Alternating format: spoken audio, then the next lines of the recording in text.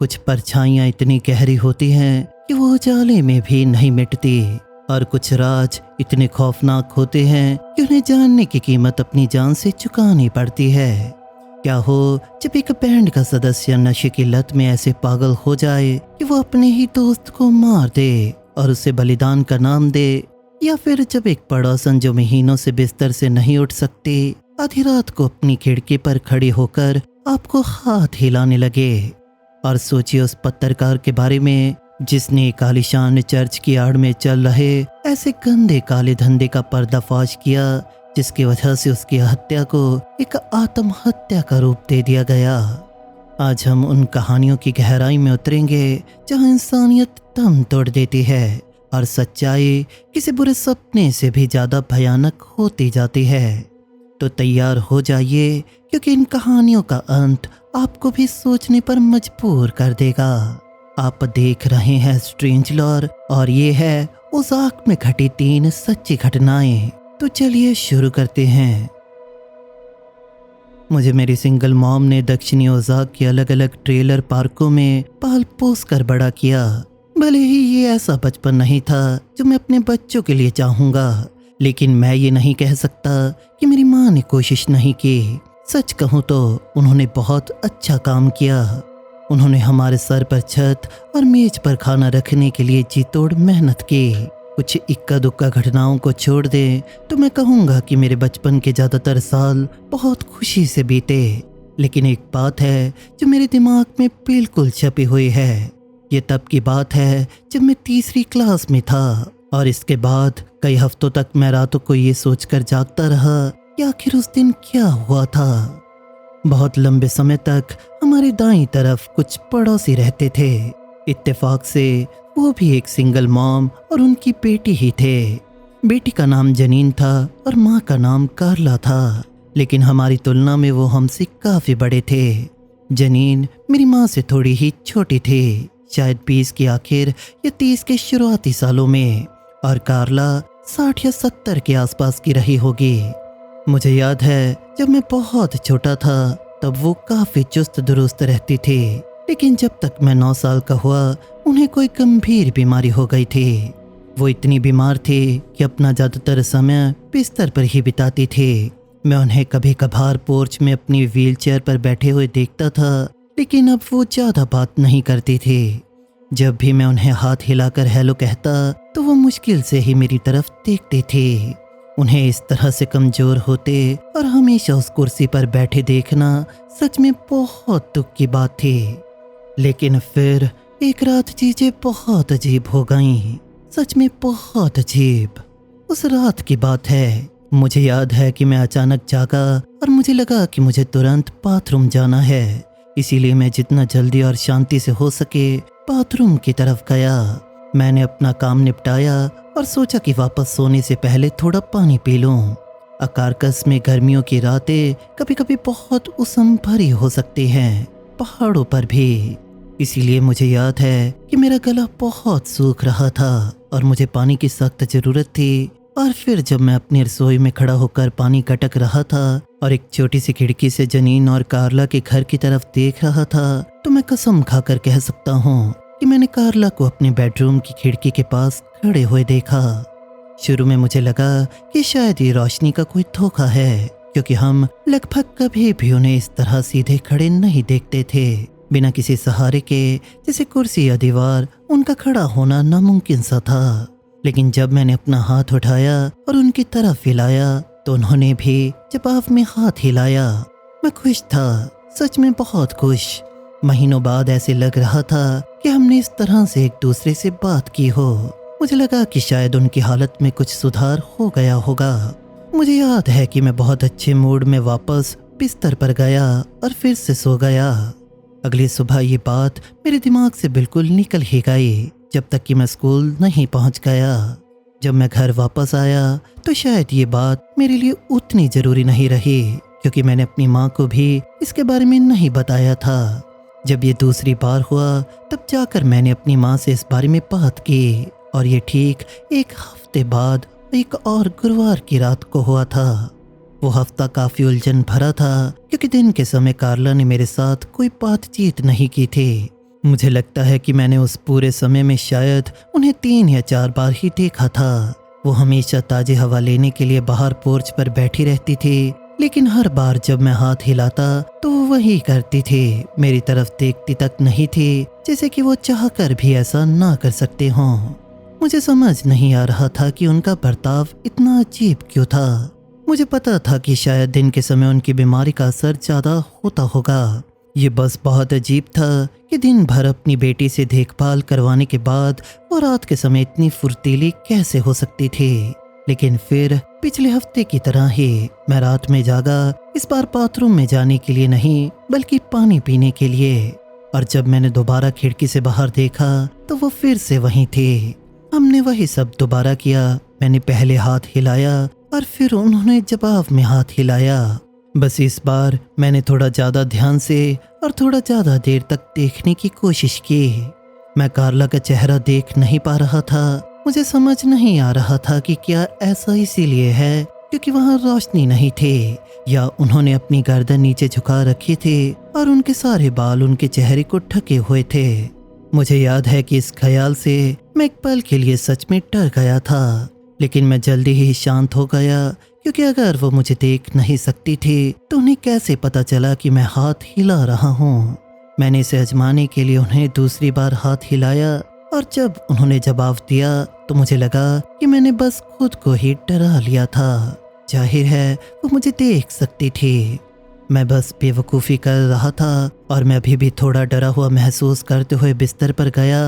मैं यही सोच रहा था कि आखिरकार उस बेचारी और प्यारी बूढ़ी औरत के साथ क्या परेशानी थी। अगली सुबह नाश्ते के समय मैंने अपनी माँ से इसके बारे में बात की और उन्हें बताया कि कार्ला अपने बेडरूम की खिड़की से मेरी तरफ हाथ हिला रही थी। मैं पूछने ही वाला था कि क्या वो जानती हैं कि उन्हें क्या हुआ है और वो रात में खिड़की से देखते हुए इतनी फुर्तीली कैसे हो सकती हैं। पहले तो माँ ने पूछा, तुमने क्या कहा, जिसे मैंने किसी तरह उन्हें उलझन में डाल दिया हो। और फिर जब मैंने पक्का कहा कि मैंने उन्हें देखा है तो मुझे याद है कि उन्हें थोड़ा अफसोस हुआ और उन्होंने कहा, बेटा तुमने कार्ला को नहीं देखा होगा, वो पक्का जनीन रही होगी। लेकिन मुझे यकीन था कि वो जनीन नहीं थी। मैंने कार्ला की पतली बाहें देखी थी, इसलिए मैं कार्ला का बेडरूम ही देख रहा था। और मैंने वही नाइट ड्रेस भी देखी थी जो उन्होंने दिन के समय पहनी हुई थी। वो सभी हिस्से जो बाहर से रोशन थे मैंने देखे थे, बस मैं उनका चेहरा देख नहीं पाया था। मुझे याद है कि मैंने अपनी माँ से जिद करते हुए कहा कि हाँ वो पक्का कार्ला ही थे। और फिर एक लंबी सांस लेने के बाद उन्होंने मुझे बताया कि खिड़की से हाथ हिलाने वाली कार्ला क्यों नहीं हो सकती थी। बात ये थी कि उनकी हालत इतनी बिगड़ चुकी थी कि वो बिस्तर से उठ नहीं सकती थी। वो दिन में सिर्फ कुछ घंटों के लिए ही जागती थी और वो भी हमेशा दिन के समय। वो इतनी कमजोर थी कि बस वहाँ लेटने और बात करने के अलावा कुछ भी नहीं कर सकती थी।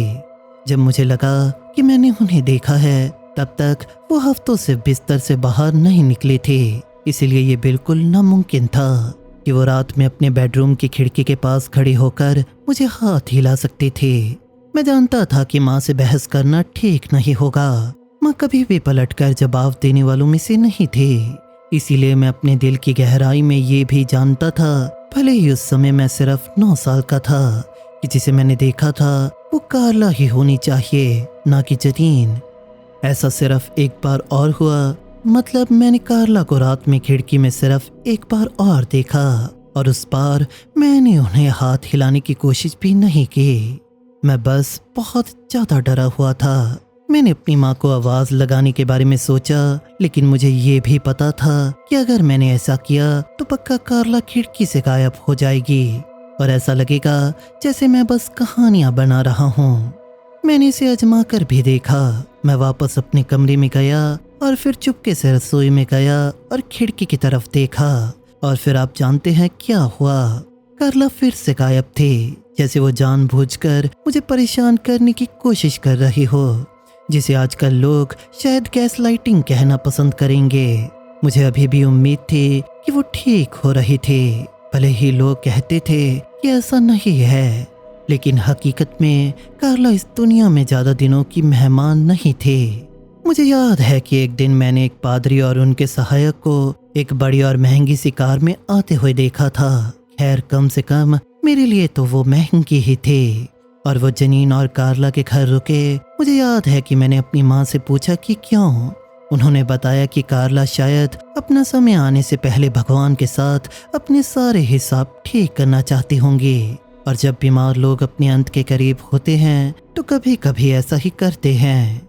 उस समय मैंने इस बात पर यकीन कर लिया था, लेकिन आजकल मैं उस मुलाकात के बारे में कुछ अलग सोचता हूँ। ओजार्क्स में बहुत सी अजीब चीजें होती हैं, खासकर पहाड़ों के उन अंधेरे और सुनसान इलाकों में। जब लोगों के अपने बहुत बीमार होते हैं या कुछ अजीब बर्ताव कर रहे होते हैं तो उनका चर्च की मदद लेना कोई नई बात नहीं होती। और मुझे ठीक ठीक नहीं पता कि उस पादरी ने क्या किया, लेकिन मैं जानता हूँ कि कुछ दिन बाद कार्ला गुजर गई। मैं और माँ उनके अंतिम संस्कार में गए और मुझे याद है कि लोग एक तरह से राहत महसूस कर रहे थे। राहत इस बात की कि कार्ला अब उस बीमारी का दर्द नहीं सह रही थी, चाहे वो बीमारी जो भी हो। लेकिन अब जब मैं पीछे मुड़कर देखता हूँ तो मुझे पक्का यकीन नहीं कि वो कोई बीमारी थी। कम से कम आम बीमारियों जैसी तो नहीं। मैं बस यही उम्मीद करता हूँ कि उस पादरी ने जो कुछ भी किया उससे उन्हें हमेशा के लिए शांति मिल गई हो। मैं अपनी पूरी जिंदगी एक पत्रकार रहा हूँ। मैं ये नहीं कह सकता कि मैंने किसी बड़ी या नामी जगह पर काम किया, लेकिन मैंने अपना ज़्यादातर गुजारा स्पोर्ट्स जर्नल के जरिए किया है। इस दौरान मैं बहुत से अच्छे लोगों से मिला हूँ। कुछ मुझे अच्छी तरह याद हैं और कुछ साल गुजरने के साथ मेरे दिमाग से उतरने लगे हैं। लेकिन उन सभी में से एक ऐसा आदमी है जिसका नाम मैं कभी नहीं भूलूंगा। वो है Chris Woods. Chris Woods Country Gazette नाम के अखबार का एक बहुत पुराना और अनुभवी पत्रकार था। जब मैं बस एक नौसिखिया था उसकी इतनी इज्जत की जाती थी कि वो एक जीए या जर्नल असाइनमेंट पर काम करता था। अब ये तब होता है जब किसी पत्रकार पर अपने खुद के विषय चुनने पर भरोसा किया जाता है, जो आमतौर पर एक अच्छी कहानी का पता लगा लेने की उनकी बेहतरीन समझ की वजह से होता है। तो आप अंदाजा लगा सकते हैं कि क्रिस कितना माहिर था। हम सब उसकी कितनी इज्जत करते थे और जब एक सर्दियों में अचानक उसका निधन हो गया तो हम सब कितना टूट गए थे। उसकी कार वॉरीगल ब्रिज पर खड़ी मिली थी और ड्राइवर की सीट पर एक नोट रखा गया था जिसमें बताया गया था कि उसे कोई बीमारी हो गई है और वो इससे लड़ने के लिए बहुत थक चुका है। लोग हैरान रह गए थे। कुछ लोगों ने उसके इस फैसले की इज्जत की, लेकिन कुछ ने नहीं की और कहा कि इसे लड़ना चाहिए था। लेकिन मुझे हमेशा इस बात की शर्म रहेगी कि मेरे अंदर उन्हें ये बताने की हिम्मत नहीं थी कि इसमें से कुछ भी सच नहीं था। बात यह है कि उसके गुजरने से एक रात पहले क्रिस मेरे पास हाथ में एक बड़ा सा पुराना भूरे रंग का लिफाफा लेकर आया था। उसने मुझे बताया कि वो किसी से मिलने जा रहा है और अगर ये मुलाकात सफल रही तो वो अपने पूरे कैरियर की सबसे बड़ी और सबसे जरूरी कहानी लिखने के रास्ते पर होगा। वो एक नकली पहचान बनाकर काम कर रहा था और भले ही ये सुनने में गलत या अनएथिकल लगे, लेकिन मेरा यकीन मानिए ये एक बहुत ही आम पत्रकारीय तरीका था, शायद आजकल जो और भी ज़्यादा इस्तेमाल किया जा रहा है। क्रिस को लगा कि उसने अपनी सारी तैयारी पक्की कर ली है और अपने शिकार को पूरी तरह से बेवकूफ़ बना दिया है, लेकिन उसने मुझे ये भी बताया कि उसे इस पूरे मामले को लेकर अंदर ही अंदर शक भी हो रहा था। जब मैंने उससे कहा कि अगर उसे शक है तो उसे ये मुलाकात रद्द कर देनी चाहिए, तो उसने कहा कि वो ऐसा नहीं कर सकता। उसने कहा कि वो इसमें बहुत गहराई तक उतर चुका है, इसके फायदे बहुत बड़े हैं और अगर वो नहीं गया तो शायद वो अपनी पूरी जिंदगी यही सोचता रहेगा कि अगर वो जाता तो क्या होता। लेकिन अगर उसे कुछ हो जाता है तो मुझे वो लिफाफा उसके एक दोस्त को देना था जो दूसरे शहर में एक अखबार में काम करता था, क्योंकि उस लिफाफे के अंदर केव क्रीक बैप्टिस्ट चर्च की उसकी जांच के दौरान इकट्ठे किए गए सभी नोट्स, ऑडियो रिकॉर्डिंग्स और तस्वीरें थी। क्रिस ने सबसे पहले लगभग 6 महीने पहले उस चर्च का जिक्र किया था जब वो अपनी बूढ़ी माँ से मिलने गया था। वो अभी भी उसी घर में रहती थी जहाँ वो पड़ा हुआ था, जो माउंट जुड़िया नाम के एक छोटे से शहर में काफी दूर था। मैं 1 या 2 बार वहां से गुजरा हूँ। वो एक चौड़ी सी घाटी के बीच में बसा हुआ एक बहुत ही सुंदर छोटा सा किसानी शहर है। क्रिस कभी कभी अपनी माँ के साथ पूरा वीकेंड बिताने वहां जाता था और कहता था कि 2 काम ऐसे थे जो वो उससे हर बार बिना चूके करवाती थी, आलू छीलना और रविवार की सुबह वापस लौटने से पहले उसके साथ चर्च जाना। क्रिस ने बताया कि वो पूरी जिंदगी एक ही चर्च में गए थे और फिर एक दिन अचानक उसकी माँ ने बताया कि उसके ब्रिज क्लब यानी ताश खेलने के क्लब की लड़कियों ने केव क्रीक के पास वाली एक जगह पर जाना शुरू कर दिया है और कैसे किसी अनजान व्यक्ति के एक बहुत बड़े दान के बाद उसे बहुत खूबसूरती से नया बना दिया गया है। अब मुझे याद है कि क्रिस ने कहा था कि शुरू में ये एक अच्छी खबर जैसी लग रही थी। ऐसा अक्सर नहीं होता कि कोई पुराना ग्रामीण चर्च खस्ता हाल हो जाए और फिर उसे कोई ऐसा अमीर दानदाता बचा ले जिसके दादाजी का वहां नामकरण हुआ हो या ऐसा ही कुछ। इसीलिए उस चर्च को उसकी नई शान शौकत में देखकर खुश होते हुए क्रिस अपनी माँ को लेकर केव क्रीक गया और पहली बार उस चर्च को अपनी आंखों से देखा। और बाप रे, उसने उस पर कितने सारे नोट्स लिए। ये सब सही से बताने के लिए मुझे उसके दिए गए फाइल्स की पुरानी कॉपी देखनी पड़ी, लेकिन उसने इन बातों पर ध्यान दिया था। ज्यादातर ग्रामीण चर्चों के फर्श कंक्रीट, लकड़ी या कालीन से बने होते हैं, लेकिन केव क्रीक बैप्टिस्ट का फर्श मार्बल का था। क्रिस की माँ ने बताया कि उसकी एक दोस्त के भतीजे को उस फर्श पर ठेका मिला था और फर्श के नीचे हीटिंग सिस्टम लगाने के लिए उसे बहुत तगड़े पैसे मिले थे। चर्च का नया साउंड सिस्टम भी उतना ही शानदार था। क्रिस ने कहा कि वो लिटिल रॉक के एक अखबार के लिए रॉक एंड रोल शोज का रिव्यू किया करता था और कहता था कि उसके पसंदीदा कामों में से एक थे। और इसी तरह उन्होंने कंसर्ट के सेटअप में दिलचस्पी हुई और उसने पहचान लिया कि वो केव क्रीक बैप्टिस्ट अब सबसे बेहतरीन स्पीकर्स, शानदार बैफल्स, एक डिजिटल मिक्सिंग कंसोल और यहाँ तक कि मंच पर खड़े होने वालों के लिए वायरलेस माइक्रोफोन से पूरी तरह से लैस था। बाहर उनकी नींव और सीढ़ियों पर हाथों से बिछाए गए पत्थरों का काम था और एलईडीज और सुरक्षा पोस्ट के साथ एक पक्का पार्किंग लॉट था। वहाँ की सजावट में सिंचाई का सिस्टम और ऐसे खूबसूरत पेड़ शामिल थे जो बिल्कुल किसी बोटैनिक गार्डन से लाकर लगाए गए लग रहे थे। किनारे पर एक पूरा अतिरिक्त ढांचा बनाया गया था जिसे वो फेलोशिप हॉल कहते थे। क्रिस पूरा अंदर तक तो देख नहीं पाया, लेकिन एक खिड़की से उसने क्वार्ट्ज के काउंटर टॉप वाला एक प्रोफेशनल ग्रेड किचन देखा, साथ ही कमर्शियल ग्रेड रेफ्रिजरेटर देखा जिसमें वाइन फ्रिज भी शामिल था। लेकिन किसी चीज ने क्रिस का ध्यान सबसे ज्यादा खींचा, वो सुरक्षा के इंतजाम थे। उसके नोट्स में लिखा था कि वो बहुत महंगे लेकिन छुपे हुए थे। ये भगवान पर भरोसा रखने वाली बात से मेल नहीं खाता था और उसने उन कैमरास को भी पहचान लिया था जो इमारत के डिजाइन में बहुत सफाई से जोड़े गए थे, जैसे कि उनमें नाइट विजन और मोशन ट्रैकिंग फीचर्स थे। उनके पास मजबूत दरवाजों पर कमर्शियल ग्रेड ताले और एक साइलेंट अलार्म सिस्टम भी था जो एक प्राइवेट मॉनिटरिंग सर्विस से जुड़ा हुआ था। पादरी अपना प्रवचन दे रहा था और क्रिस अपने दिमाग में इन सब चीजों को नोट कर रहा था। और आप सोच रहे होंगे कि वो इतना सारा पैसा पाने वाला कोई बहुत ही अच्छा इंसान होगा, लेकिन आप गलत सोच रहे हैं, क्योंकि क्रिस लोगों को पहचानने में बहुत माहिर था। उसने कहा कि वो आदमी दबे हुए लेकिन बहुत ही साफ तरीके से एक घटिया और चालाक इंसान लग रहा था। प्रवचन खत्म होने के बाद उसकी माँ ने उसे उस आदमी से मिलवाया और क्रिस ने कहा कि उसे उससे भी बिल्कुल वैसी ही फीलिंग आई।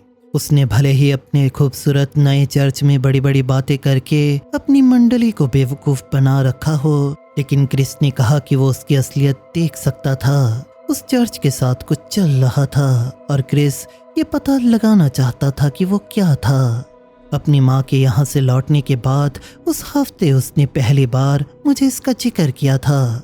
हम ऑफिस में अपना लंच ब्रेक ले रहे थे जब उसने पूछा कि क्या मैं माउंट जुड़िया के पास केव क्रीक बैप्टिस्ट चर्च के बारे में जानता हूँ।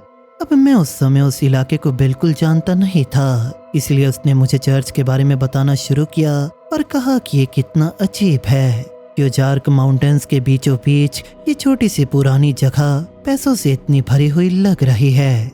मुझे याद है मैंने ताने मारते हुए कहा था कि उससे इस बात की तह तक जाना चाहिए, क्योंकि वो दुष्ट पादरी पक्का अपनी बूढ़ी मंडली के लोगों से उनकी वसीयत अपने नाम करवाने के बाद उन्हें टपका रहा होगा। और क्रिस हंसा और मुझे लगा कि बात वहीं खत्म हो गई थी।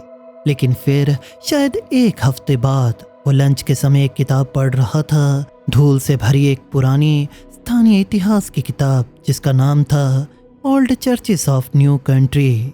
इस बार मेरे हंसने की बारी थी, क्योंकि मैंने उससे कहा कि अब इसे छोड़ दो। उसके पास किसी भाग्यशाली पादरी को एक बड़ा दान मिलने पर इतना वहमी होने के अलावा और भी बहुत अच्छे काम थे, लेकिन क्रिस हमेशा जानता था कि वो किसी बड़े सुराग के पीछे था, और वो पुराना चर्च भी कोई अलग नहीं था। अब वो बस एक बहाने के तौर पर वीकेंड पर अपनी माँ से मिलने जाता रहा, ताकि वो एक प्रोफेशनल के तौर पर सामने आए बिना और किसी को शक हुए बिना चर्च के आसपास घूम सके। वो लगातार 4 या 5 हफ्तों तक गया, हर समय नजर रखता रहा, ये पता लगाता रहा कि कौन सहयोगी या असिस्टेंट है, और फिर धीरे धीरे उसने ये पता लगा लिया कि एक आदमी की नौकरी सिर्फ सुरक्षा प्रमुख की थी। वो समझ सकता था कि उस जगह को एक सुरक्षा गार्ड की जरूरत क्यों है, लेकिन जाहिर तौर पर केव क्रीक बैप्टिस्ट के पास एक पूरी टीम थी। फिर से ये इतना अजीब नहीं लगा, क्योंकि मैं इन इलाकों में 1 या 2 ऐसे लोगों के बारे में सोच सकता हूँ जो किसी चर्च को लूटने से पहले 2 बार नहीं सोचेंगे। लेकिन अगर ऐसा था तो वो प्रमुख जिसका मैंने जिक्र किया था, डेनवर्स नाम का एक आदमी जिसका क्रिस के नोट्स में जिक्र है, चर्च के आसपास मुश्किल से ही क्यों नजर आता था। मेरा मतलब है वो कभी कभी आता जाता था, लेकिन क्रिस को ये बात तब पता चली जब उसने कुछ दिन तक उसका पीछा किया। इस तरह के आदमी का पीछा करना सच में एक बहुत जोखिम भरा काम था, लेकिन क्रिस इतना बूढ़ा और समझदार था कि वो पक्का कर ले कि उस समय और उस जगह बिल्कुल सही हो। थोड़ी सी किस्मत के साथ उसने पता लगा लिया कि डेनवर्स किसी कारण से हॉट स्प्रिंग के लगातार चक्कर लगा रहा था। अब एक समय पर उसे लगा कि वो अपनी किस्मत को कुछ ज्यादा ही आजमा रहा है, क्योंकि उसने 5 में से 3 दिन दूर रहते हुए उसका पीछा किया था।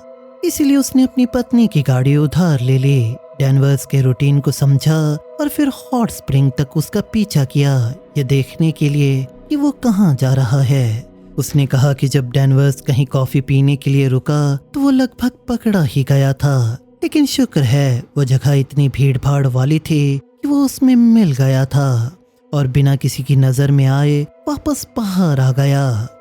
जब एक स्पॉटलाइट ने उसका रास्ता काटा तो क्रिस लगभग डेनवर की कार की नजर से चूक ही गया था, लेकिन ब्लॉक दर ब्लॉक उसकी कार को ढूंढने के लिए गाड़ी चलाने के बाद उसने इसे एक बहुत ही संदिग्ध व्यक्ति के नाइट क्लब के बाहर पाया।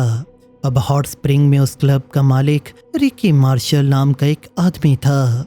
ये नाम ज्यादातर लोगों के लिए मायने नहीं रखता, लेकिन रिकी आर्ट मार्शल का बेटा था, जो 50 के दशक के अंत और 60 के दशक की शुरुआत में ओनी मैडन नाम के एक गैंगस्टर के साथ काम करता था। ये तब की बात है जब हॉट स्प्रिंग ईस्ट कोस्ट के गैंगस्टर्स के लिए एक पनाहगाह बना हुआ था, जो कहीं से नई शुरुआत करना चाहते थे। रिकी भले ही पार्ट टाइम पिम्प और फुल टाइम बेकार इंसान हो, लेकिन अगर आपके पास सही बारटेंडर हो तो नाइट क्लब लगभग खुद ही चलता है। इसीलिए इसमें कोई हैरानी की बात नहीं थी कि वो एक क्लब मैनेज करने में सेटल हो गया था, लेकिन ऐसा कोई तरीका नहीं था कि वो ये सब अपने चाचा आटो के छोटे भाई के आशीर्वाद के बिना कर रहा हो, जो तब तक वहाँ के लोकल अंडरग्राउंड का मुखिया बन चुका था। लेकिन ओजाक के एक ग्रामीण चर्च को एक पूर्वी दलाल द्वारा चलाए जा रहे नाइट क्लब से क्या काम हो सकता था। क्रिस को इस छोटी सी पहेली का कोई सुराग नहीं मिला जब तक कि वो वापस नहीं आ गया और रिकी मार्शल पर कुछ गहरी रिसर्च नहीं कर ली। इस तरह उसे पता चला कि रिकी पर न केवल प्रोस्टिट्यूशन से जुड़े आरोप थे, बल्कि माइनर्स को स्टेट की सीमाओं के पार ले जाने और बहुत ही गंदी और शोषण करने वाली सामग्री बांटने के आरोप में था। और इसने कहानी में एक बिल्कुल नया मोड़ ला दिया, क्योंकि जबकि ये साफ था कि डेनवर्स प्रोस्टिट्यूट्स को क्लब में या क्लब से बाहर नहीं ले जा रहा था, किसी अन्य तरह का लेन देन चल रहा था।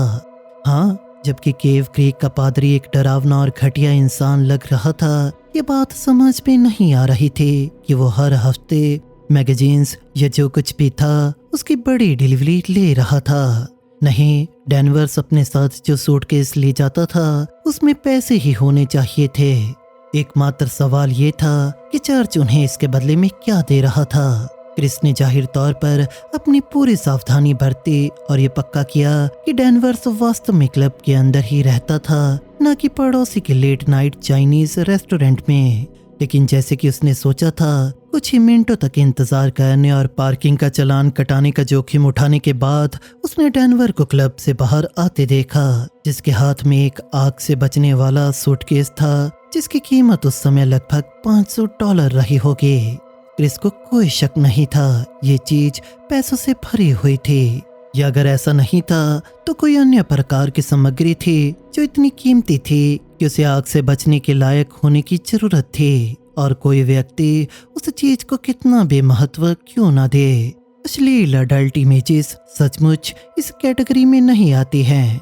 क्रिस ने डेनवर्स का फिर से उतनी दूरी तक पीछा किया जितना ये पक्का करने के लिए जरूरी था कि वो वापस चर्च की ओर ही जा रहा था, और फिर इस छोटे से अंदाजे पर कि वो नकदी वहीं छोड़ रहा था। हमें खुद से ये पूछना होगा कि भगवान के घर को रिकी मार्शल जैसे दलालों से नकदी क्यों मिल रही थी। डेनवर्स का पीछा करने के बाद क्रिस ने अपनी माँ के साथ केव क्रीक जाना बंद कर दिया, और जब भी वो उनसे मिलने जाता तो जिद करता कि वो इसके बजाय माउंट जूडिया के पुराने चर्च में जाएंगे। उसने उनसे कहा कि इससे उसे अपने पुराने बचपन और पुराने दिनों की याद आती है, लेकिन असल में उसे बस अपनी योजना के अगले चरण को लागू करने के लिए अपनी और केव क्रीक बैप्टिस्ट के बीच पर्याप्त समय और दूरी बनाने की जरूरत थी, और इसमें डेनवर्स से संपर्क करना शामिल था। इस तरह से झूठे बिजनेस के ऑफर के साथ क्रिस ने तब तक इंतजार किया जब तक कि उसे पहचाना न जा सके, जिसमें अपनी दाढ़ी को बढ़ाना और एक काले रंग का चश्मा खरीदने की बहुत पुरानी तकनीक भी शामिल थी। फिर ऐसे कपड़े पहनने के बाद कि उसे यकीन था कि डेनवर्स उसे बिल्कुल पहचान नहीं पाएगा। उसने हॉट स्प्रिंग में उसका इंतजार किया और फिर उससे संपर्क किया। क्रिस ने डेनवर्स को यकीन दिला दिया कि वो एक ऐसे संगठन का प्रतिनिधि है जो रिकी मार्शल के संगठन के समान है, जो उस प्रोडक्ट को प्राप्त करने के लिए बहुत दिलचस्पी रखते हैं जो वो दे रहा था। मुझे लगता है कि ये क्रिस का ऐसा पहला काम नहीं था, क्योंकि वो डेनवर्स को दफा हो जाओ दोस्त, मुझे नहीं पता तुम किस बारे में बात कर रहे हो, से लेकर इस बात को कबूल करने तक ले गया कि वो एक सैंपल ला सकता है अगर क्रिस सच में उसे पैसे दे सके। क्रिस ने कहा कि उसने अपने पत्ते बिल्कुल सही खेले, और उसने एक बार भी जिक्र नहीं किया कि वो प्रोडक्ट क्या हो सकता है, जिसका मतलब था कि वो पहले से ही जानता था कि ये क्या है, और बी कि वो इतना भरोसेमंद था कि वो जानता था कि इसे सार्वजनिक रूप से जोर से बोलने की जरूरत नहीं थी। क्रिस द्वारा उसे माइक या ऐसा ही कुछ छिपा होने की जांच करने के लिए बुलाए जाने के बाद भी डेनवर्स थोड़ा शक में लग रहा था, लेकिन उसके लिए सामग्री की व्यवस्था करने के लिए उसे एक बड़ा हिस्सा देने का वादा करने के बाद डेनवर मान गया और क्रिस को एक नंबर दिया जिस पर उसे सैंपल के लेन देन की पुष्टि करने के लिए ठीक 24 घंटे में कॉल करना था। क्रिस ने इंतजार किया, नंबर पर कॉल किया और फिर उनके मिलने का समय और जगह पक्की की, और फिर 2 दिन बाद दिन के अंत में वो मुझे एक डेस्क पर बता रहा था कि नोट्स और सबूत से भरे लिफाफों का क्या करना है। मैंने उस समय उसे ज़्यादा गंभीरता से नहीं लिया, क्योंकि वो 1 या 2 महीने के दौरान वो अपने शक का जिक्र करने से लेकर उस पुराने इतिहास की किताब को पढ़ने तक और ऐसे बर्ताव करने तक आ गया था जैसे वो JFK की हत्या के पीछे का सच उजागर करने वाला हो। सच कहूँ तो मुझे लगा वो थोड़ा पागल हो गया है, कि शायद वो किसी तरह के मिड लाइफ क्राइसिस से गुजर रहा है। वो किसी ऐसी चीज पर अटका हुआ लग रहा था जिसका एक बहुत ही सही और आसान एक्सप्लेनेशन हो सकता था। कम से कम मैंने तो यही सोचा था जब तक कि मैंने वो नहीं पढ़ा जो लिफाफे में था, और तब मुझे स्थिति की गंभीरता का एहसास हुआ। और ये कि क्रिस की मौत वैसी नहीं थी जैसी वो दिखाई दे रही थी।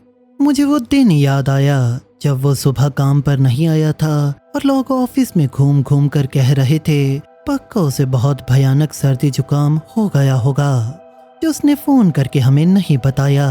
लोगों ने उसे ऐसे लिया जैसे कोई बड़ी बात ना हो, लेकिन जब मैंने उन सभी बातों के बारे में सोचा जो उसने अपने गायब होने और अगर वो गायब हो जाए तो मुझे क्या करना चाहिए इसके बारे में कही थी, तो मेरे शरीर में सचमुच सिरहन दौड़ गई। जैसे कि मैंने कहा, मुझे लगा कि क्रिस अपना दिमाग खो रहा है और उसने खुद को ये सोचने पर मजबूर कर लिया था कि वो अपनी खुद की किसी साजिश वाली फिल्म का स्टार है। लेकिन उसने खुद को किसी भी चीज के लिए मजबूर नहीं किया था, कम से कम किसी वहम के लिए तो बिल्कुल भी नहीं। ये शायद इसे कहने का एक बेहतर तरीका ये होगा, क्रिस ने वास्तव में खुद को किसी चीज में टाल लिया था और वो चीज मुसीबतों का एक पहाड़ थी।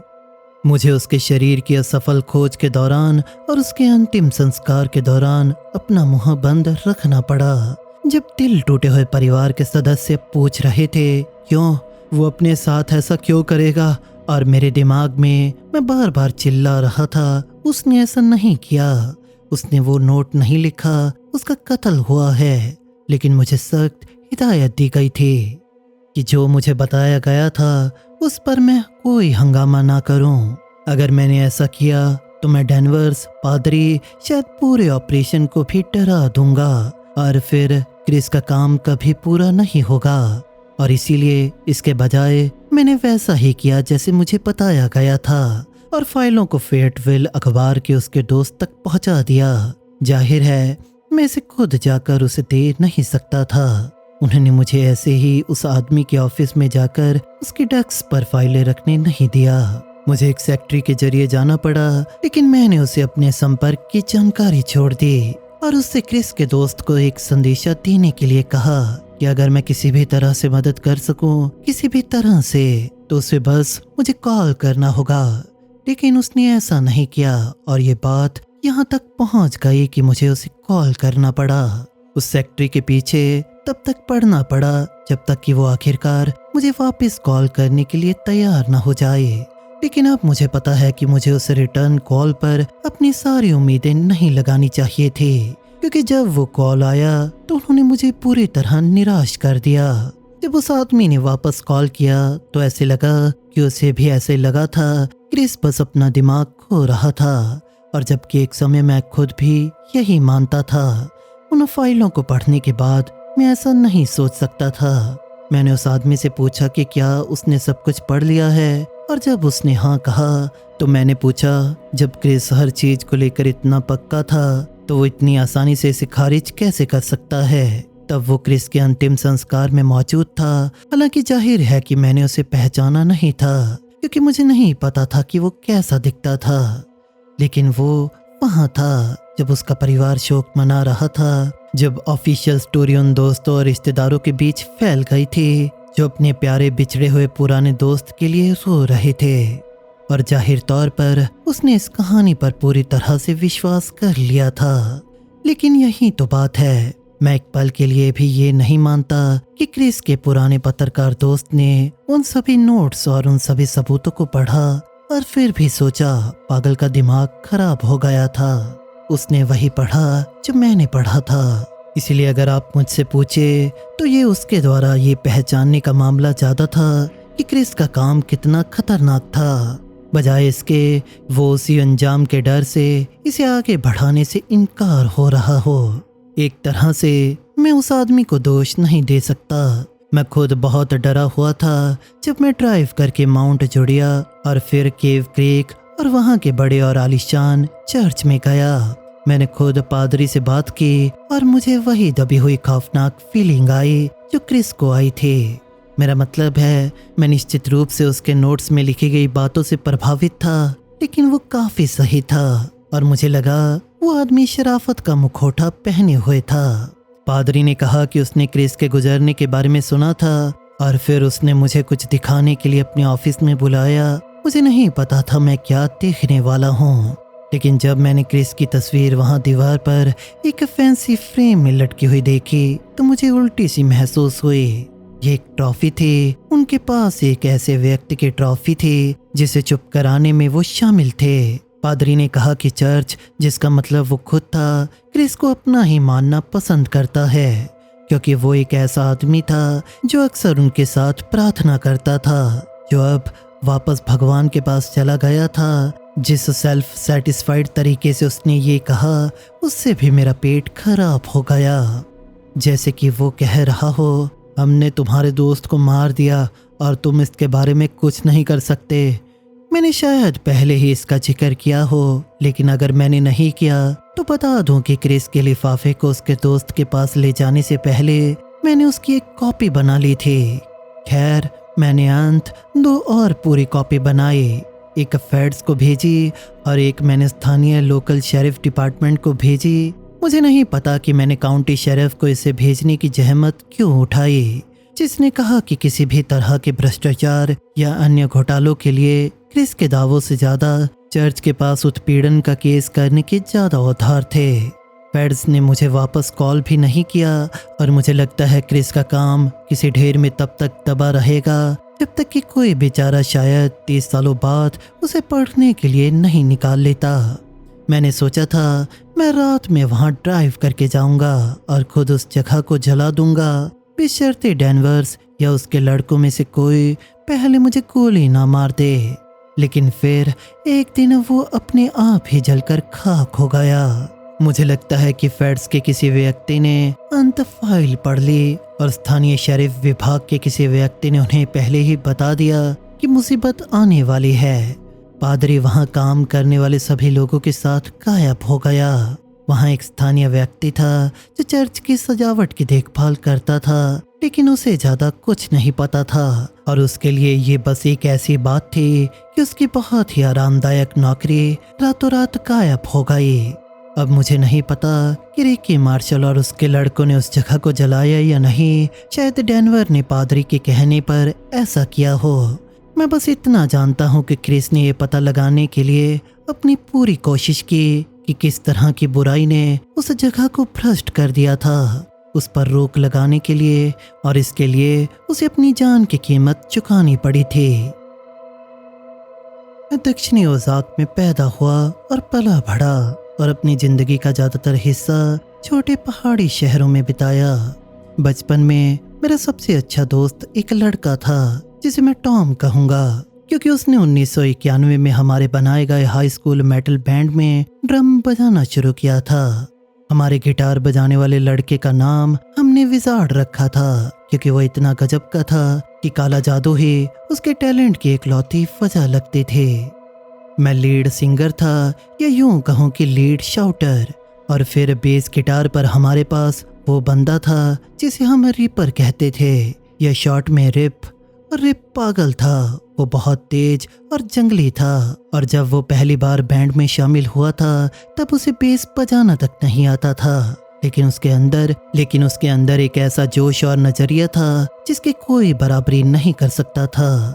ऐसा भी नहीं था कि वो गाने लिख सकता था, लेकिन गानों के लिए उसके पास जो आइडियाज होते थे और जो बातें वो बोल के रूप में सोचता था, वो 18 की उम्र में हमारे होश उड़ा देती थी। उसने एक लाइन लिखी थी जो कुछ इस तरह की थी: परमाणु आग, चिता, एटॉमिक फायर, चिता जहरीली धूल में खंडहरों को नहलाती हुई। और उसे सुनकर मैं और टॉम दोनों ने कहा, ये क्या कमाल है। और फिर भले ही उसके आर्ट बनाने का तरीका बहुत ही रफ और नौसिखिए जैसा था, लेकिन एल्बम कवर्स के लिए वो जो चीजें बनाता था वो बेमिसाल थी। मैं उस तरह की चीजों की बात कर रहा हूँ जो शायद आप किसी पागल खाने के मरीज से बनाने की उम्मीद करेंगे, लेकिन बहुत ही कूल तरीके से, जैसे आउटसाइडर आर्ट्स, अगर आप जानते हैं कि वो क्या है। खैर, रिप के पास बहुत सारा विजन था और मैं उसके गानों को इस तरह से चिल्लाने का ठीक ठाक काम किया कि जिसके साथ उनके साथ न्याय हो सके। लेकिन ये टॉम और विजार्ड ही थे जिन्होंने संगीत में असली जान डाली थी। विजार्ड सच में बहुत शानदार गिटारिस्ट था, क्योंकि वो बहुत सारे मुश्किल जैज गिटार बजाता था। वो कोई भी खतरनाक सोलो सीख सकता था जिसकी हमें जरूरत होती थी। वो संगीत को समझता भी था, जैसे वो शीट म्यूजिक पढ़ सकता था। और जानता था कि किस गाने को ऐसे खास तरीके का साउंड देने के लिए हमें कौन से नोट्स और कोड्स बजाने की जरूरत है। और चूंकि हम बस डरावना और भारी साउंड करना चाहते थे, विजार्ड ने एक बड़े खतरनाक तरीके से उसे सर्च करने में मदद की थी। हम बहुत जल्दी बहुत अच्छा बनना चाहते थे, इसलिए हमने दिन ब दिन घंटों मेहनत की। डॉग पैच नाम की जगह पर एक खाली पड़े कैबिन में प्रैक्टिस करते हुए, जिसे हमने एक साउंड प्रूफ प्रैक्टिस रूम में बदल दिया था। अब मैं ठीक ठाक ये बताना नहीं चाहता कि वो डॉग पैच कहाँ था, क्योंकि मैं इस मुर्दे को उखाड़ना नहीं चाहता। आप समझ रहे हैं ना मैं क्या कह रहा हूँ। लेकिन ये एक ऐसी कहानी भी है जो इतने पागलपन से भरी है कि इसे बताए बिना रहा नहीं जा सकता। तो बस इतना मान लीजिए कि डॉग पैच ओजाक पहाड़ियों में किसी ऐसी जगह पर था जहाँ इतने कम लोग रहते थे कि हम पूरी रात हैवी मेटल बजा सकते थे आवाज फुल करके, और हमें पुलिस की चिंता करने की जरूरत नहीं थी। हमने शुरुआत धीरे धीरे की, कुछ धीमे गाने सीखे, लेकिन जैसे जैसे हम बेहतर होते गए और गाने और ज्यादा कसे हुए होते गए, ऐसे लगा जैसे हम सब ने कोई नया ताला खोल लिया हो। तभी चीजें सच में चमकने लगीं। हमने बहुत प्रैक्टिस की और हम बहुत अच्छे हो गए, लेकिन हमारे अंदर एक घमंड भी आ गया था, एक अकड़ जो कहती थी हम अच्छे हैं, हम इस चीज के लिए कड़ी मेहनत करते हैं और हम पूरी दुनिया को दिखलाने जा रहे हैं कि सच में हम कितने अच्छे हैं। अब मैं आपको पहले ही बता दूं, हमने पूरी दुनिया को तो ये नहीं दिखाया, लेकिन हमने उत्तरी ओजाक के कुछ बड़े शहरों और कस्बों में लगभग 2 दर्जन जगहों पर परफॉर्म कर लिया था। और मैं आपको बता दूं, लगभग 3 या 4 शोज के बाद ये एक नशे की तरह हो गया था। हम लोगों को हैरान करने और नाम कमाने गए थे, और हमने दोनों किया। हैरान करना बेहतरीन स्टेट्स बजाकर, और नाम कमाना दूसरे बैंड से मिलने, नंबर बदलने और भी जगहों पर बजाने के इनवाइट्स हासिल करने के रूप में। और जब तक चीजें खराब नहीं हुई, तब तक हमारे हर शो में आने वाले और ये पूछने वाले कि हम बेचने के लिए टेप या बैंड की टी-शर्ट्स लेकर कब आएंगे, हमारे फैंस की एक छोटी सी भीड़ बन चुकी थी। हम अपने रास्ते पर बहुत आगे बढ़ चुके थे, मुझे इसका पक्का यकीन है। और फिर धीरे धीरे चीजें उलझने और बिखरने लगीं।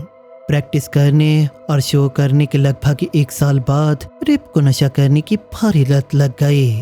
अब हम सभी नशा कर रहे थे और हम बहुत शराब भी पीते थे, ज्यादातर एक साथ। लेकिन ये ऐसा था, अगर आसपास है तो ठीक है, मैं ट्राई कर लूंगा। लेकिन रिप वो मशरूम या LSD या यहाँ तक कि कोकीन खरीदने के लिए अलग अलग शहरों में वैन से पूरी ट्रिप्स पर जाता था जब भी उसके पास पैसे होते थे। उसका कहना था कि जब भी वो नशे में होता है तो उसे बड़े और बेहतरीन आइडियाज आते हैं, और हमने भी इस पर यकीन कर लिया। अब मुझे लगता है कि उसके आइडियाज नशे के बिना भी उतने ही अच्छे होते, लेकिन उस समय हम इसके भंवर में फंसे हुए थे। समझ रहे हैं ना? रिप का ये विचार था कि अगले लेवल तक पहुंचने के लिए हमें एक साथ LSD ट्रिप का नशा करना होगा, एक बैंड के रूप में। अब मुझे ये लगा कि एक बहुत अच्छा विचार था, और टॉम को भी यही लगा। विजार्ड ने कहा कि वो भी तैयार है, लेकिन जब वो दिन आया जब हम सभी डॉग पैच पर LSD लेने और जैम करने के लिए जाने वाले थे, विजार्ड ने पीछे हटने का फैसला किया। उसने टॉम को कॉल करके कहा कि वो नहीं आ पाएगा, और टॉम ने वो मैसेज मुझे और रिप को दे दिया। लेकिन जब रिप ने ये सुना तो वो बहुत गुस्से में था। हमें उसे फिर से शांत करने में लगभग 1 पूरा घंटा बिताना पड़ा, वरना उसकी सारी नेगेटिव एनर्जी के साथ हमारा नशा खराब होने का डर था।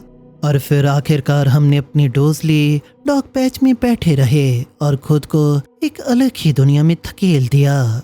और इसके बारे में सबसे पागलपन वाली बात, इसने एक तरह से काम किया। मुझे रिप और टॉम को इसके बाद में सच में ज्यादा जुड़ाव महसूस हुआ। मैं ये नहीं कहूँगा इसने हमारे बजाने या किसी चीज में सुधार किया। मुझे लगता है कि ये एक साथ हमारे पहले नशे के बाद महसूस किए गए भाईचारे की फीलिंग थे। लेकिन सच में ऐसे लगा जैसे इसने बैंड के लिए हमारी सोच को एक करने में मदद की थी।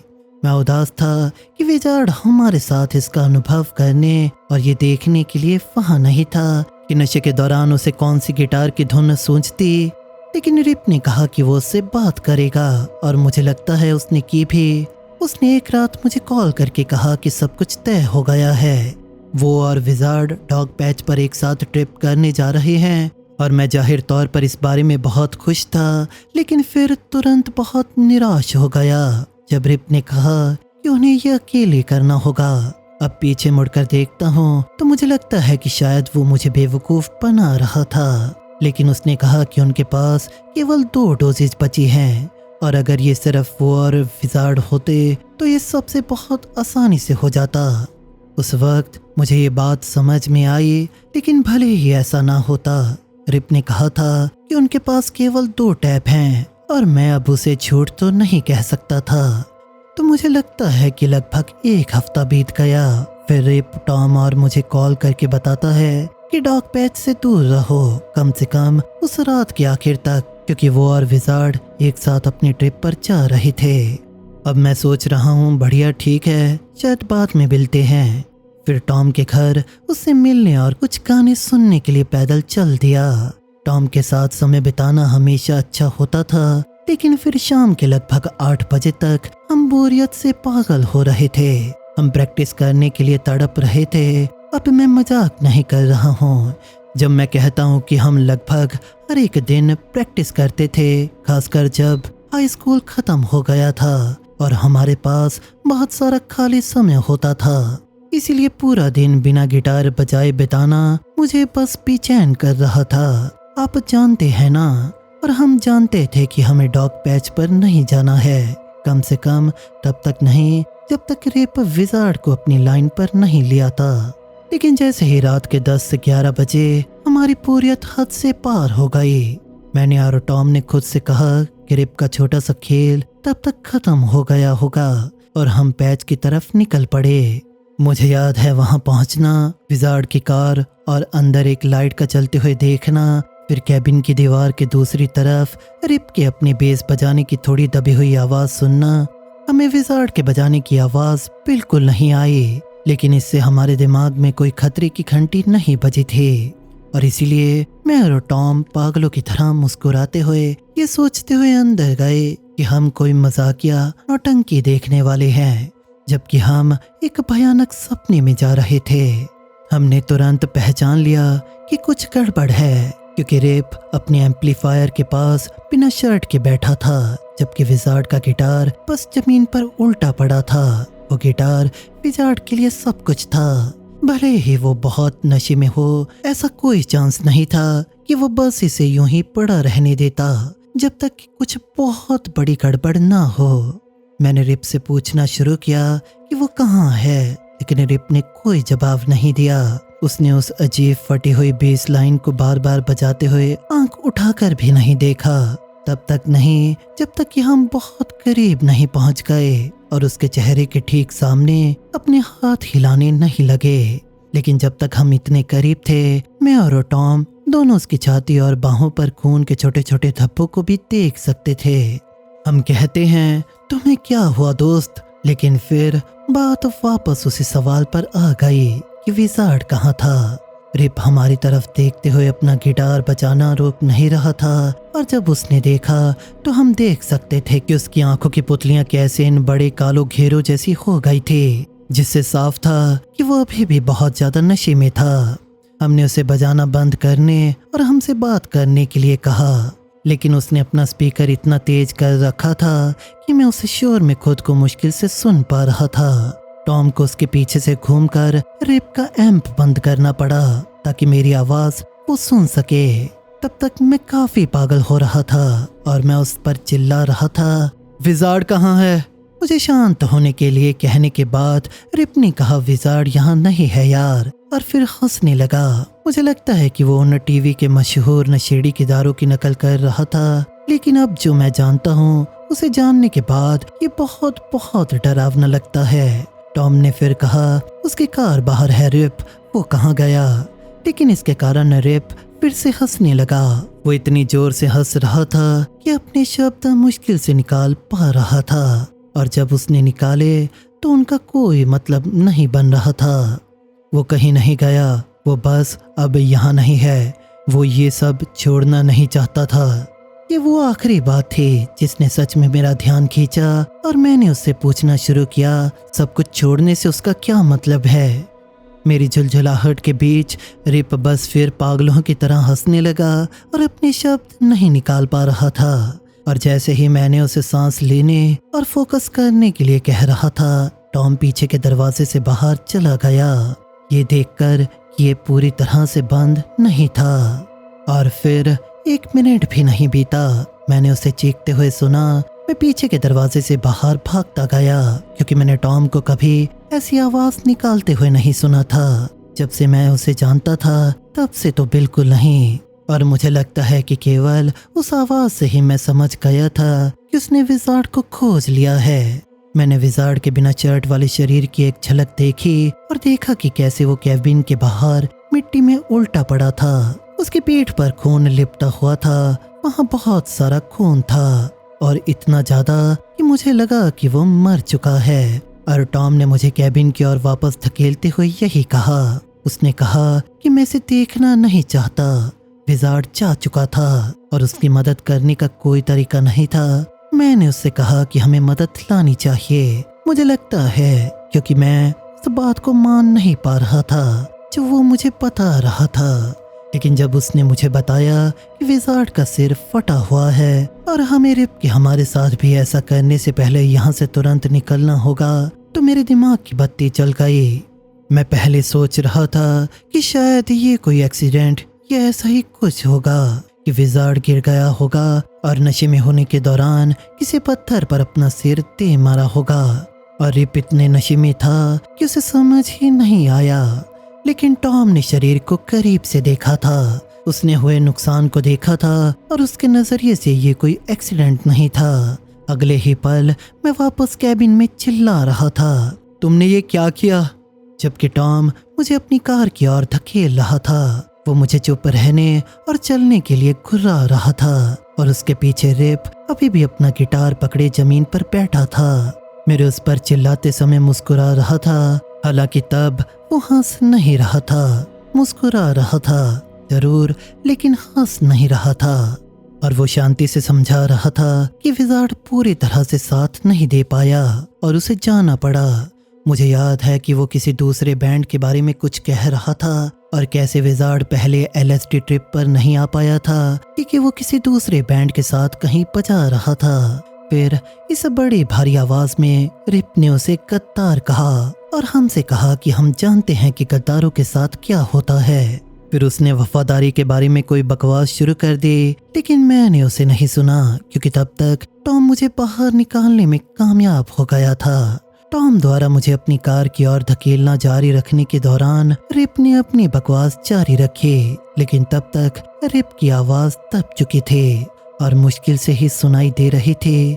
मुझे लगता है कि तभी मैंने वापस टॉम की आवाज सुनी जो मुझसे कह रही थी, कार में बैठो यार, हमें यहाँ से निकलने के लिए तैयार होना होगा। मैं इससे ज्यादा सहमत नहीं हो सकता था क्योंकि हमें पुलिस को कॉल करने के लिए कोई जगह ढूंढनी थी। लेकिन टॉम के दिमाग में बिल्कुल भी ऐसा नहीं था क्योंकि मेरे उसकी पैसेंजर सीट पर चढ़ने और उसके मेरे बगल में बैठने के बाद उसने इंजन स्टार्ट नहीं किया। इसके बजाय वो मेरी तरफ झुका, अपना डैशबोर्ड का डिब्बा खोला और एक बंदूक निकाली। अब ये सुनने में अजीब लग सकता है, लेकिन उस समय मुझे ये बात समझ आ गई थी। मुझे नहीं लगा कि टॉम रिप के किए पर इतना पागल था। मेरा मतलब है मुझे पता था वो गुस्से में था, लेकिन मुझे लगा कि ये कुछ इस तरह का था कि हमें इस बेवकूफ को पुलिस के हवाले करना होगा इससे पहले कि वो भाग जाए। लेकिन जब उसने कहा हमें यहाँ से बाहर निकलना है, मुझे लगता है कि ये इसीलिए था क्योंकि वो खुद एक मर्डर की प्लानिंग कर रहा था। और सच कहूँ तो उसकी सोच मुझे समझ आ गई थी। यही वजह है कि मैंने उसे पहले रोकने की कोशिश नहीं की। जब मुझे एहसास हुआ कि अगर वो रिप को गोली मार देता है, अगर वो वहां जाकर उसका सिर उड़ा देता है जिसके वो लायक था, तो मेरे 3 बैंड के साथियों की जिंदगी बर्बाद हो जाएगी, न कि सिर्फ 2 की। मैं जो आखिरी चीज चाहता था वो ये थी कि टॉम अपनी बाकी की जिंदगी जेल में बिताए। इसीलिए उन पहले कुछ पलों के बाद ये पूछने के तुम क्या कर रहे हो, लेकिन जानते हुए कि वो क्या कर रहा था, मैंने कहना शुरू कर दिया, टॉम ऐसा मत करो, वो इसके लायक नहीं है यार। लेकिन मैं ये बात खुद को भी समझा नहीं पाया क्योंकि मुझे उस पर यकीन नहीं था। रिप ने जो किया उसके लिए वो मरने के लायक था और मुझे नहीं पता था कि क्या मुझ में गोली के सामने खड़े होने की हिम्मत थी या नहीं। मैं उसके पीछे कार से बाहर निकला ठीक उसी समय जब रिप कैबिन के खुले दरवाजे में दिखाई दिया, जिसके मुंह पर अभी भी एक बड़ी मुस्कान चिपकी हुई थी। मैं अभी भी टॉम पर चिल्ला रहा था कि वो ऐसा ना करे। उसने पहले ही बंदूक रिप के सिर की ओर तान रखी थी, लेकिन आप अकेले रिप के रिएक्शन से कभी अंदाजा नहीं लगा पाते। उसने अपने दोनों हाथों को दोनों तरफ फैलाए रखा था, जैसे कि वो टॉम को उसे गोली मारने के लिए इनवाइट कर रहा हो, और वो एक ही समय में बहुत सारी बातें कह रहा था। लेकिन जो मुझे याद है वो तब थी जब उसने कुछ ऐसा कहा, अगर तुम्हें सच में लगता है कि मैं मरने के लायक हूँ तो आगे बढ़ो, मुझे गोली मारो। टॉम उसके ठीक सामने चला गया, मेरा मतलब है इतना करीब कि वो उसके ऊपरी होठ और उसकी नाक के बीच की जगह पर बंदूक को दबा रहा था, और फिर वो रुक गया और गोली नहीं चलाई। मुझे याद है कि मैं ऐसा कुछ सोच रहा था, भगवान का शुक्र है, क्योंकि हमें जो आखिरी चीज चाहिए थी वो वहाँ बाहर एक और लाश थी। मुझे लगा कि टॉम बस उस पर चिल्लाने वाला था, क्योंकि उसने उस पर गालियां चिल्लाना शुरू कर दिया था, जैसे वो एक ही बार में हर उस व्यक्ति पर भड़क रहा था जिसके बारे में वो सोच सकता था। मुझे लगा कि वो अपना गुस्सा निकाल रहा था, ये शायद उसे अपनी पिस्तौल की बट मारने वाला था। लेकिन तभी बैंक की आवाज आई। टैम ने रिप के मुंह में गोली मार दी, और कम से कम जहां से मैं खड़ा था उससे वो तुरंत मर गया। रिप को उस तरह गिरते हुए देखना और ये जानना कि टॉम ने बस किसी ऐसे व्यक्ति को मारकर अपनी जिंदगी बर्बाद कर ली थी जिसे पुलिस ने वैसे भी गोली मार देनी थी, इसने मुझे गहरा धक्का दिया। मुझे याद है मैं अपने हाथों में अपना सिर लिए हुए बार बार नहीं नहीं नहीं कहते हुए घूम रहा था। मैं देखना नहीं चाहता था क्योंकि मैं इसे मान नहीं पा रहा था। और फिर जब टॉम ने मुझ पर कार में बैठने के लिए चिल्लाना शुरू किया तो मैं शुरू में ऐसा नहीं कर पाया। मैं ये कहता रहा कि अगर मैंने ऐसा किया तो हम सभी जेल में जा रहे हैं, क्योंकि वो मुझे शायद इस जुर्म में हिस्सेदार बना देगा। लेकिन फिर मुझे ये भी एहसास हुआ कि अगर मुझे किसी गाड़ी की लिफ्ट नहीं मिली तो मुझे मदद लाने के लिए वहां से पैदल जाना होगा, क्योंकि मेरे दिमाग के पीछे अभी भी एक आवाज ये सोच रही थी शायद वो अभी भी जिंदा हो। हमने तब तक ड्राइव किया जब तक कि हम एक जलती हुई बत्ती वाले घर तक नहीं पहुंच गए। फिर उसे रुकने के लिए कहते हुए मुझे पता था कि आखिरी बार हो सकता है जब मैं उसे देख रहा हूँ, लेकिन हमारे पास किसी लंबी विदाई का टाइम नहीं था। कम से कम मुझे किसी तरह ये साबित करने की जरूरत थी कि मैं इस सारी हत्या में शामिल नहीं था, ये कॉल करने वाला बेचारा बनकर। लेकिन जैसे कि मैंने कहा, मेरे अंदर अभी भी ये वहम था जो सोचता था कि मैं सब कुछ ठीक कर सकता हूँ। मुझे खुशी है कि मैंने अपने दिल की बात सुनी, और मेरी पत्नी कहती है कि वो भगवान थे जो मेरे जरिए बोल रहे थे, क्योंकि वो बहुत अच्छी तरह से जानते थे कि रिप और विजार्ड के मरने का समय अभी तक नहीं आया था। मैंने अजनबियों का फोन इस्तेमाल करते हुए एम्बुलेंस वालों को वहां का रास्ता बताया जहां वो थे, और भगवान के किसी चमत्कार से उन पैरामेडिक्स ने उन दोनों को खोज लिया और वो अभी भी जिंदा थे। रिप और विजार्ड दोनों को जल्दी से अस्पताल पहुंचाया गया। विजार्ड के सिर पर बहुत गहरी चोटें थी और रिप के गाल और जबड़े के आर पार एक बड़ा छेद था, जहां से टॉम द्वारा चलाई गई गोली उसके दांतों को तोड़ते हुए दूसरी तरफ से बाहर निकल गई थी, बिना किसी बड़े हिस्से को नुकसान पहुंचाए। उस रात दोनों का ऑपरेशन हुआ और दोनों ठीक होकर बाहर आ गए, क्योंकि उनके ठीक होने के रास्ते बहुत अलग थे। विजार्ड जाहिर तौर पर काफी खराब हालत में आया था और मेटल के पिन से उसकी खोपड़ी बंद करने के बाद उसे फिर से चलने और बात करना सीखने में पूरा 1 साल बिताया। उसे गिटार बजाना भी फिर से सीखना पड़ा, जो कि एक अलग ही लेवल पर गड़बड़ था। अब उसने कहा कि उसे वो सब बजाना याद था जो वो पहले बजाता था, लेकिन ऐसे लगा जैसे उसके हाथ भूल गए हों। उसने कहा कि उसे ऐसे महसूस हुआ जैसे उसके दिमाग को किसी दूसरे शरीर में डाल दिया गया हो, जैसे ये सच में बहुत अजीब था। और उसे अपने दोस्तों और परिवार का पूरा सपोर्ट भी था, और विजार्ड एक बहुत ही पसंद किए जाने वाला लड़का था। जबकि रिप उसके पास परिवार के नाम पर ज्यादा कुछ नहीं था और लोगों की ये सुनने के बाद कि उसने क्या किया था कोई भी उससे मतलब रखना नहीं चाहता था। उसे अपने चेहरे के दोनों तरफ गहरे निशानों के साथ छीना पड़ा और अपनी सर्जरी के ठीक होने के बाद उस पर मर्डर की कोशिश का केस चला। उसने अपना जुर्म कबूल लिया और 10 साल से कुछ ज्यादा समय के लिए जेल चला गया। मैंने सुना है कि वो लकड़ी काटने के काम में लग गया है और शायद लोग सोचते होंगे कि आखिर उसे वो निशान कैसे मिले, लेकिन उसने उन्हें सच बताया या नहीं ये बिल्कुल भी बताया नहीं जा सकता। ये एक ऐसा सवाल है जिसका मेरे पास कोई जवाब नहीं। मैंने फिर उसे कभी नहीं देखा और मैंने टॉम को भी फिर कभी नहीं देखा।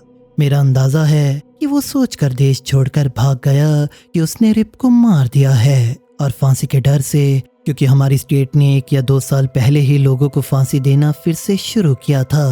हमने असल में इसके बारे में एक गाना लिखा था क्योंकि वो जो तरीका इस्तेमाल करते थे वो जहरीला इंजेक्शन था।